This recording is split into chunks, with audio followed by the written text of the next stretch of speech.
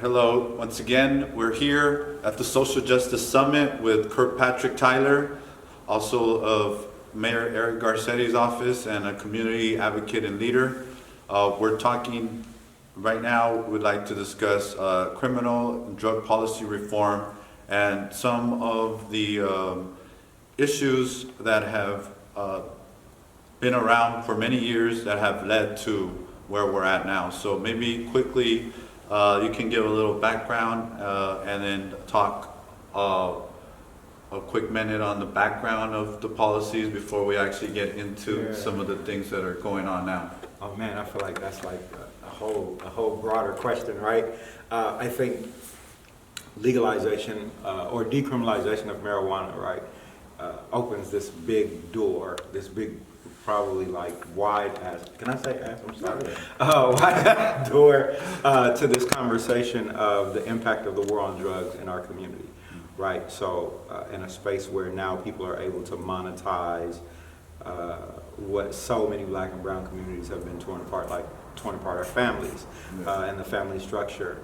Now we have to look at policy not just that makes it legal to sell marijuana, but also how do we repair the damage that the war on drugs did.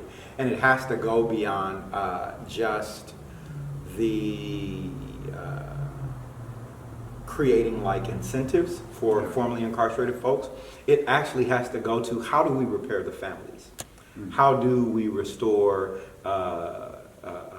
resources, housing, dollars that were lost to communities through the impact of drugs? How do we reconnect sisters and brothers who lost, decades of their life? How do we reinvest, relevant to our last conversation, in mental health supports? So I think like it has to be a robust, and I think it has to be a community-driven policy conversation. That it can't just be about like legalese and documentation, but it really has to go to the heart of what was the impact of the drug war and and poor drug policy in the 80s and in the 70s that now we have to fix and repair.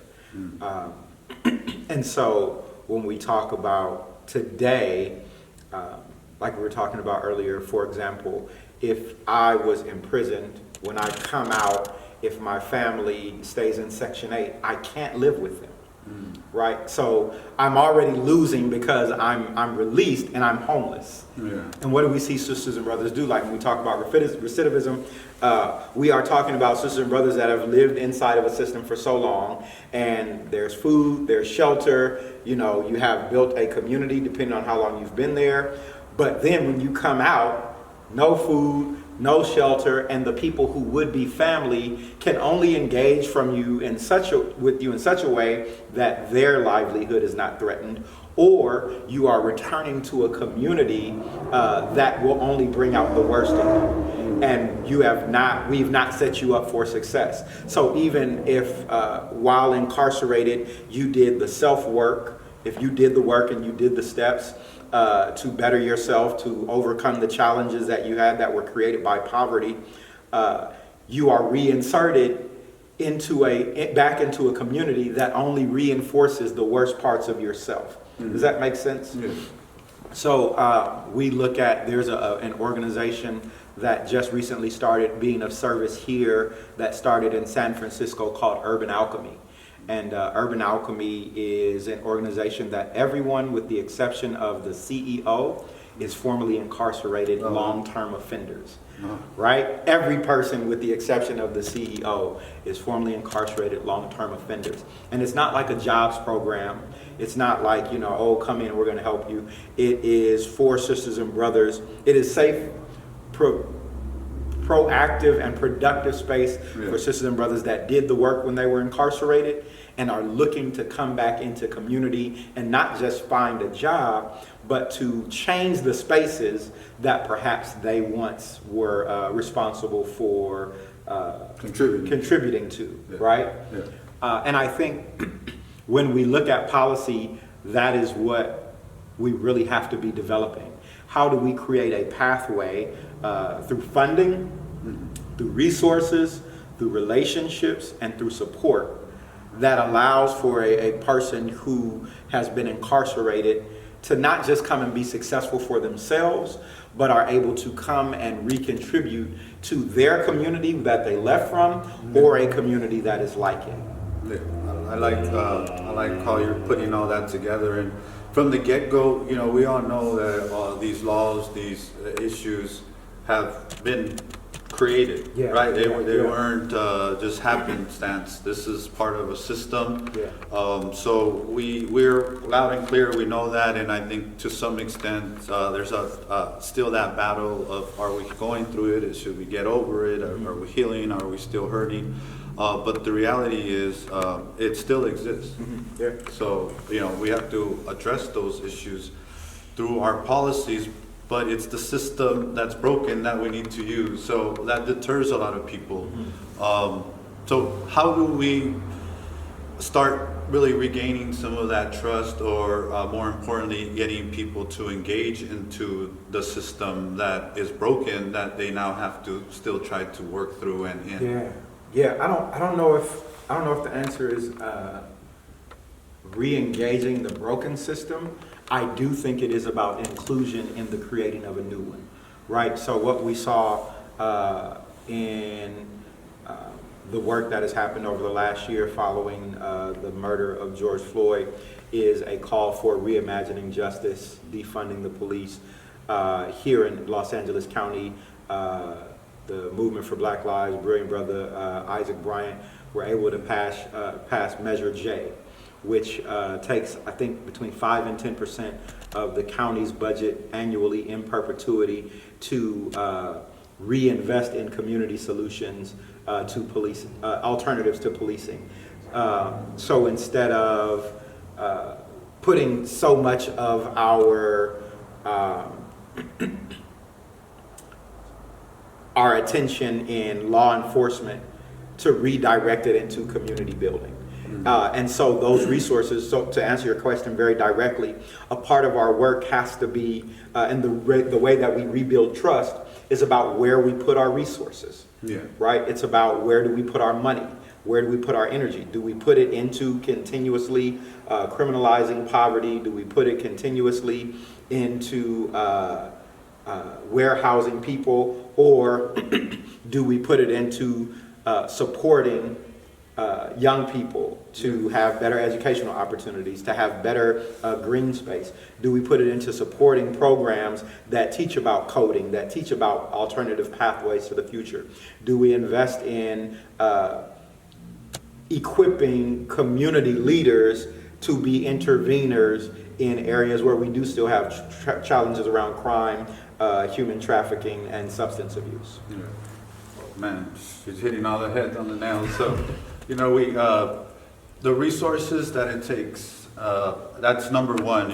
They say that your budget determines the value of a country, of a community. So, knowing where the money is and allocating dollars to that is number one.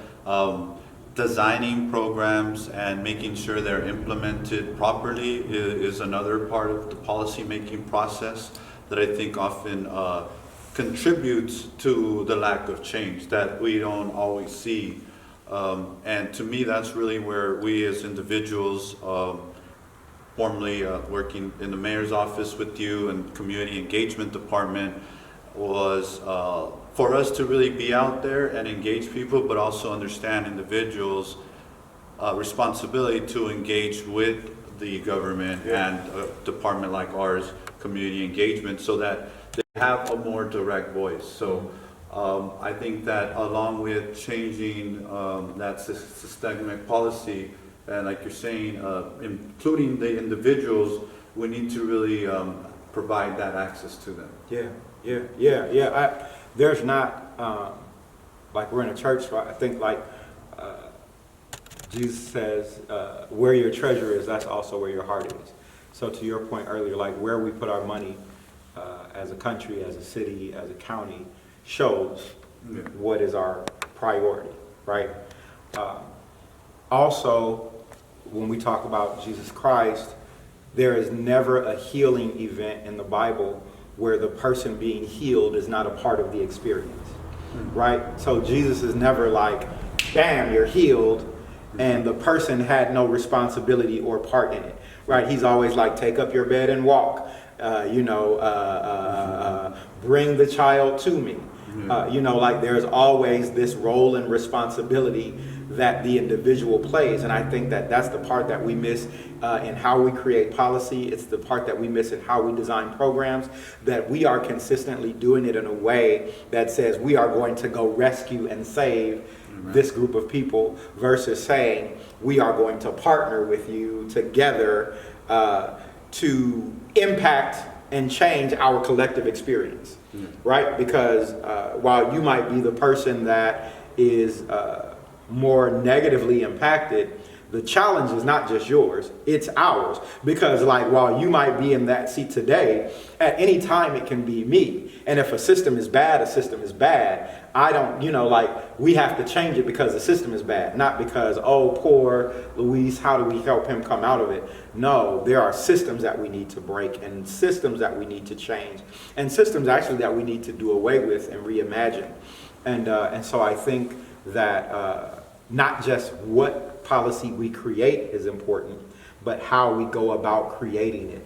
And I don't think it's about like, oh, give communities or poor people or people of color a seat at the table. No, let's throw the table away altogether, build a new table together that the configuration of that table meets the needs and the position and the space of everybody who is supposed to have a seat there. There you go. Amen to that. It's like ergonomic policy making. So I like it though. We need to have that table. And, it's about transformational change. At the end of the day, we've been engaged in a lot, and we've been fortunate to be able to affect some policies and engage the community in that. But it does take a lot of diligence. So I would say lastly on a few points is we have to be part of that process. That change is a transformational change and can no longer be made without us, to your point, right? And the only way we're gonna truly see the change we want is to make that change, as great leaders have said, and be the change. But also to your point earlier, it is what we sow is what we reap, right? So we need to start sowing those seeds of righteousness together, whether it's my cause or your cause, so that that pendulum of justice is always swinging in the right direction, right? So with that, I thank you for your time. I don't know if you have any last words, just in terms of how you think individuals can get more involved. Yeah. So, and I'm sure this is like a proverb or somebody special saying. I got it from one of my mentors, that it is important that we think globally and act locally. And that just means like there's space for everyone to be involved. That may be getting involved in your neighborhood council. It may be taking leadership in your apartment. It may mean engaging the young people that are right there in your neighborhood, or the brothers and sisters that are next door to you. Or it could mean, creating policy all the way at the national level. Yeah. I think the first step is figuring out where my action takes place. Makes sense. Second, becoming aware not just of my local issue or my individual issue, but how those issues are connected to the broader issue. And then the third step, connecting to people that are doing the work at different levels. Because me operating individually and isolated just in my small area is cool, and it will have an impact. But the greatest impact is when not only am I acting locally, but that I am connected to the folks that are taking action on the different levels. Like this is my neighborhood, but I want to be connected to the folks that are acting on the city level, on the county level, on the state level, on the national level, on the international level. Because then everything that happens here sends a ripple that way, and everything that happens there sends a ripple this way, and it just becomes this constant kind of wave of communication bouncing back. And so I think nobody has the benefit right now of being inactive. I don't care what our educational background is, what our gender status, our color, our language, our document status. Nobody has the benefit right now. Each and every one of us has a responsibility to be active and to take revolutionary action to change our communities. You said it, you know, we're ready for transformational change. Yeah. Thank you once again, Thank you. Patrick, Thank you Tyler. all for having I me. appreciate it, and we'll look forward to doing some more work together. Awesome. Thanks.